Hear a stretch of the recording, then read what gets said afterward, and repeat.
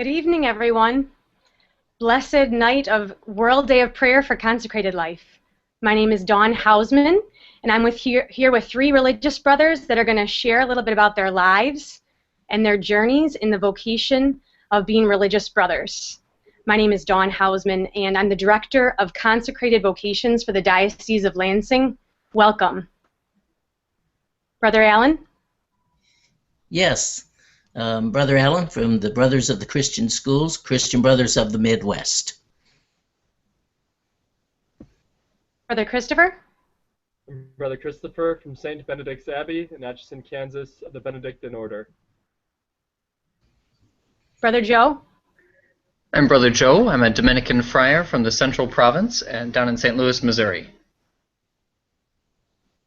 Thank you, guys. Well, the first question we have is just a basic question of what is being a religious brother? Can you tell us a little bit about that, Brother Joe? Sure. So there's one really easy answer for this. A lot of brothers don't like it, but I think it's really clear and simple. So the easiest way to think of what a brother is that we're male nuns. Now, that's kind of a funny answer that not all brothers like very much. But for people who've worked with sisters, if you've seen sisters before, we're more like that, but men rather than priests. So if you're trying to think of the difference, there's kind of a starting way just to get going a little bit. But that's not really a whole lot to work with. So I want you to just imagine for a second that this is the Diocese of Lansing. So let's say you're up in the UP, you're up on Mackinac Island, it's the middle of summer, and it's twilight. And it is just this beautiful, glorious evening.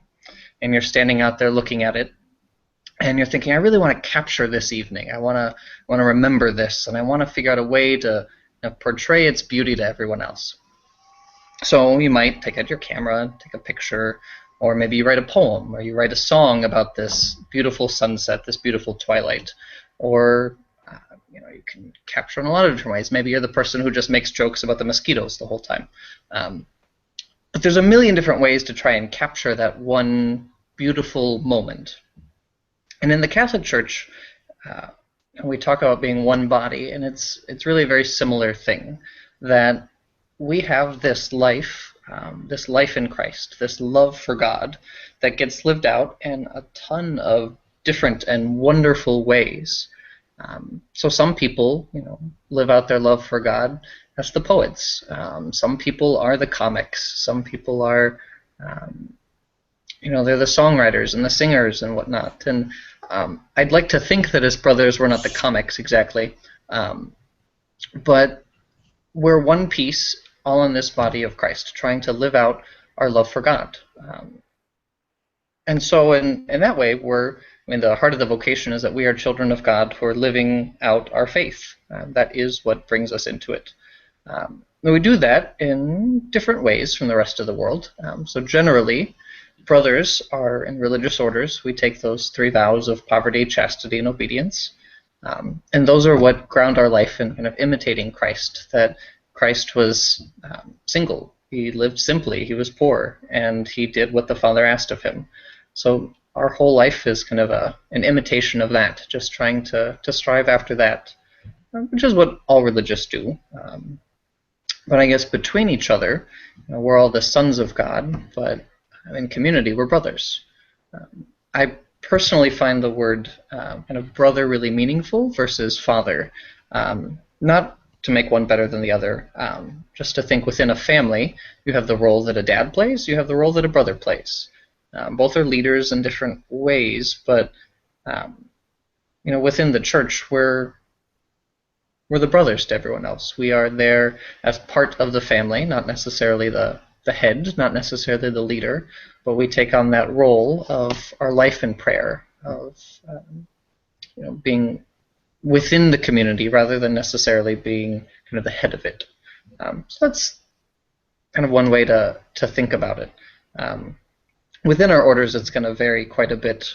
Different brothers are will have a lot of different ways that we live that out. What we do actually is quite different, and I think we're going to get to a little bit of that later. Great. Anything else to add, the other two brothers? I thought that was an excellent description. We really cherish the title brother because we are immediately in relationship with people as brother. It's how we choose to relate, and it's what we believe God has chosen us to be to others. Awesome. And Brother Alan, while we have you on, why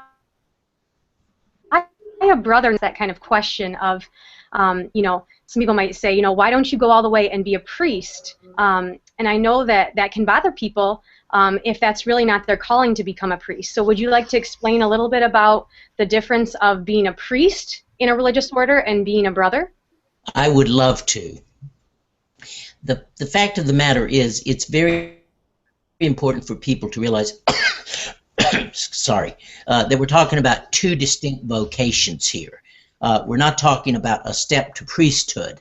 A brother is a man who wants to serve God in a different way, who feels called to serve God. A brother is not someone who would have been a priest. A brother is someone who is not called to be a priest, but is called to community and to celibate life and to service in the church. So I think that makes that distinction, why a man would choose brotherhood and not priesthood. It's basically a thing of the heart, the same reason a person may choose to marry or not to marry. That's great. We would like to hear a little bit from you of your own journeys.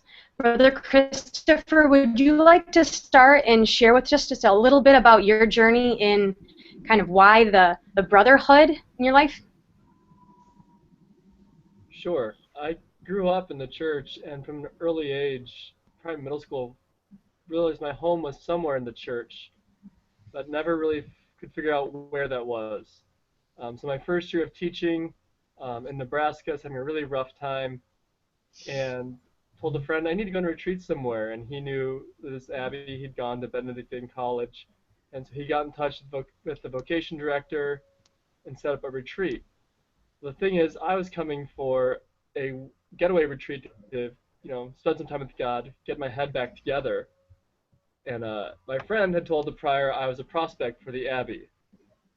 So God really had to trick me to get me into the abbey.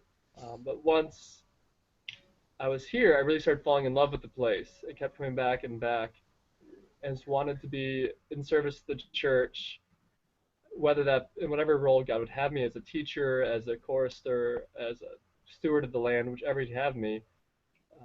It was a matter, as Brother Alan said, it's a matter of the heart, of God calling you to this or that service. Great. All right, Brother Joe? Yeah, so I grew up, my dad always telling me, whatever you grow up to be, whether you're a father or a father, will be really happy for you, one way or another. So I don't know if becoming a brother is my way of rebelling against that, but I had a really religious family, very devout, and enjoyable. I'm one of 7 kids, so the idea of being a brother is a big part of my life, that I love and cherish that. But from a young age, I had really thought about a lot of different things in the church. When I was a kid, my dad would always tell me stories about Mother Teresa, and we'd read her life, and so I have a huge love for her. And so I think I thought about being a priest when I was a kid. I looked at seminaries a little, and looked at diocesan priests, and I'm like, I don't really want to do that. And it was there's kind of this weird sensation of, God, I want to do what you're asking of me, but I don't think that's it. I have no idea what it is. I don't think it's that. So I kind of pushed it aside, and I got off to college, and like Brother Christopher, I was studying teaching, became a teacher, and I had a profound moment somewhere along the way of reading the book Come Be My Light. It's a book about Mother Teresa, who I had just great love for. And as I was reading it, I had just this experience of, you know, why have you written this off?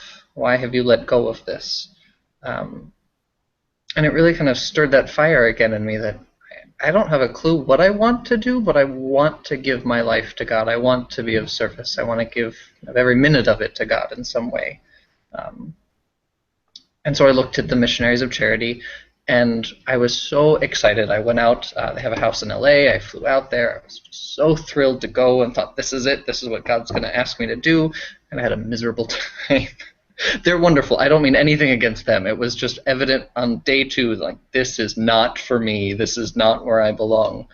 But I had gone to Purdue University, where the Dominican friars run the campus ministry.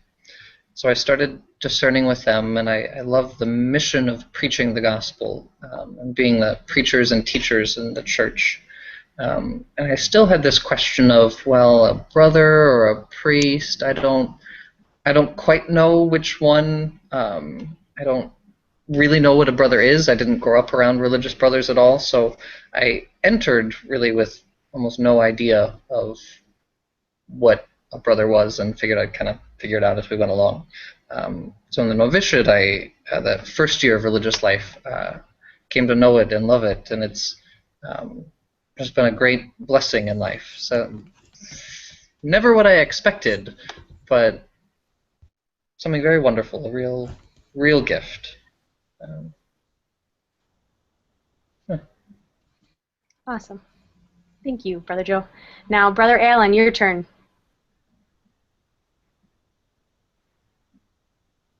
Can you hear us, Brother Alan?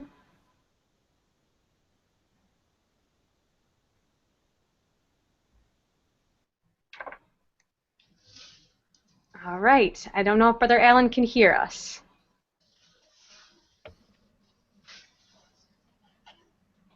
Well, if he comes back in, we're going to let him talk. But in the meantime, I can't see you. I think I've lost some sort of a connection. Can you hear me? We can hear you. Okay. What was your question about how I came to this vocation? Yeah, a little bit of your story, if you don't mind sharing. Okay, and I'm so sorry for the technical difficulties. Yeah, I actually, like Joseph, I was actually in another religious order as a Trappist for 6 years. I came out of there before making final vows, not having any idea what I was going to do. Somehow I ended up getting hired to work in a parish, in an African-American parish in St. Louis. I was working with the young people there, and I had a great youth group. Really wonderful kids. Many of them were in the RCIA program, but a lot of the boys were experiencing trouble in school, and they were dropping out, and I became very concerned, and I said, you know, there really ought to be a group of people dedicated to the education of minorities. And fortunately, about that time, I met the Christian Brothers. So at the age of 40, I knew what I was going to do when I grew up. I served for a year as a volunteer with the Brothers, and then I was received into the Brothers. And it was a fit, thank the Lord. Awesome. Thank you all. Wanted to ask you, Brother Christopher, if you'd speak on what do you do and what about your charisms? I know you all have different charisms and different things that you do in your day, prayer life. If you wanted to speak on behalf of yourself, and then maybe the other brothers can chime in after. Sure, I think it's important to remember that who we are comes first. The Benedictines, we focus a lot. Our principal vocation is to be monks. Whether we're priests or brothers follows after that. So very first and foremost is we are men consecrated to God through prayer and service. So in what we do, our day-to-day life is going to depend a lot on our order, our community, and the times that we're in. So my assignment is I teach junior high math and science at a parish school. Some of my brothers are chaplains. Some make rosaries, some make peanut brittle, some work in the library, some teach in Benedictine College. It's a very wide gamut, but what unites us is we gather for prayer 3-4 times a day, as much as we can, but always morning prayer and evening prayer, and for Mass every day. So what we do depends. In the past, we would have massive farming operations, but that's, we've had to let that go as times have changed. So we're stewards of the land. We're often craftsmen. We have artisans. We work in the church as liturgists, as sacristans, as musicians, and in at least my community, we speak a lot of our charism as a monastic. But then we have our apostolates, the work we do, to help put bread on the table. Because even monks, we like to eat, therefore we should work some for our food as well. And that varies a lot from house to house. Some Benedictine houses are very focused on their prayer, and we're very blessed to have those houses who don't necessarily have external apostolates, especially our Cistercian and Trappist brothers, who generally don't have an external work, who work through their own house to support themselves. So it's really a matter of what is the church, what is God calling us through the church to do in a given time. At least for monastics, we don't have one apostolate, we all do our various things. It's distinct from the apostolates, say, of the Dominicans or Jesuits, have much more, I think, more integrated, but I should let Brother Joe speak to that one, so I don't misspeak on it. Awesome. You guys want to add a little bit? I would like to say that what Brother Christopher says is I would agree with everything he's saying. It's in our life we're what you would call an active order, and yet prayer is that. Founder and carry this mission of education on without prayer, because we would soon get discouraged and leave. So I think prayer is very central to us too, but it takes a different form than it would in a monastic order. And again, I'll let Brother Joe talk about the Dominicans. Yeah, we're a bit of a strange order. We're kind of I don't know if a midpoint between the Benedictines and the Christian brothers, in that we're contemplatives, but we have an active ministry in the world.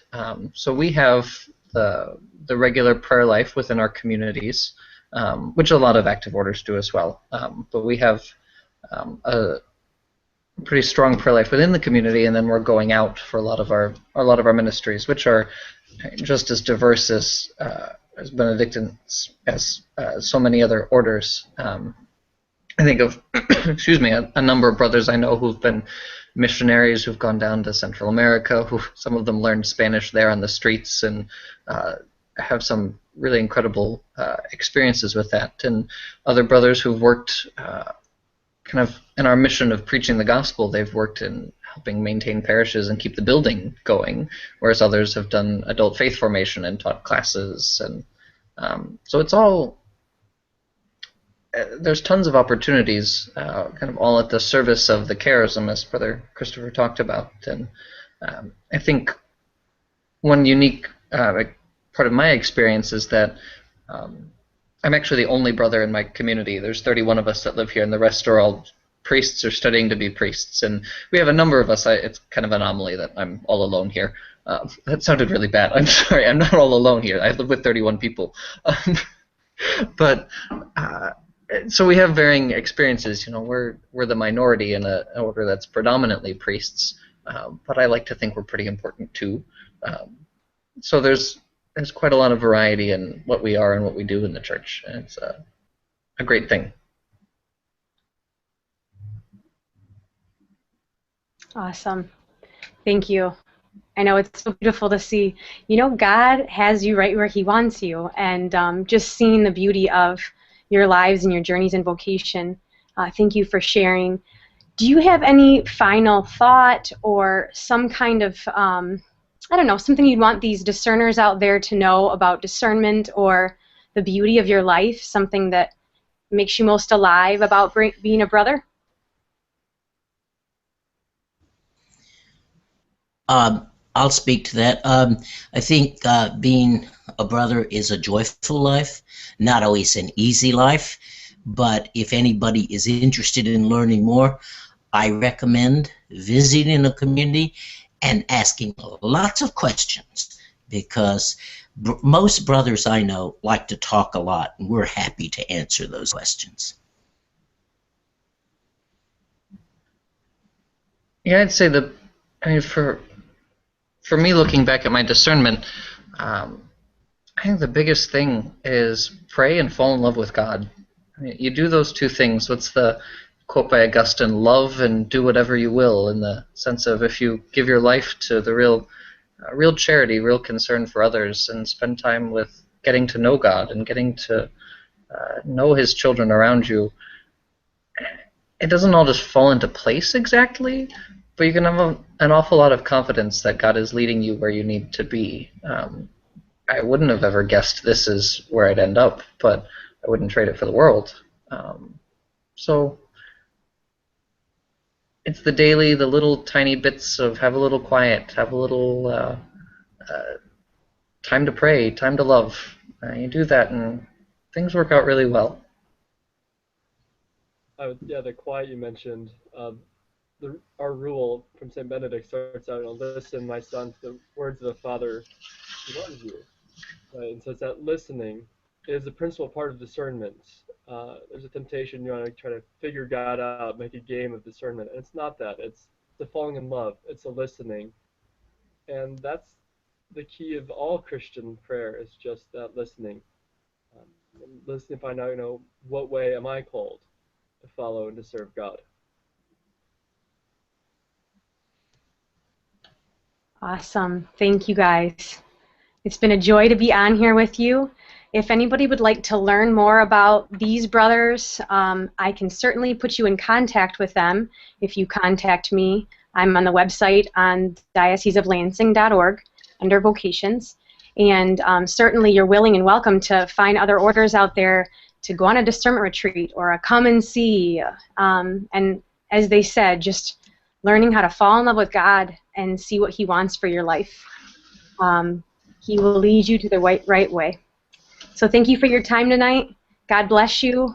And until we meet again, thank you. Thank you, brothers. Thank you. Thank you.